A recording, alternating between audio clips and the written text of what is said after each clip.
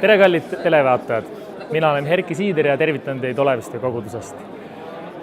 Mina tahaksin teile jõuludeks soovida rohkem mõistmist.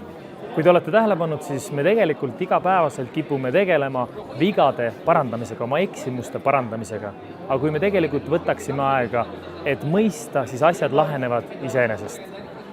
Ja kindlasti soovitan teil teha seda, mida tahate, et tehakse teile, mitte jätta tegemata asju, mida te ei taha oma elus kogeda, sest et siis te ju nagu ei teekski midagi. Nii et eksimine on inimlik, andestamine on jumalik. Ja kui te iga inimesega kohtudes ütlete enne seda, ma armastan sind oma südames ja oma mõttes, siis tegelikult on raske üldse midagi halva selles inimeses näha.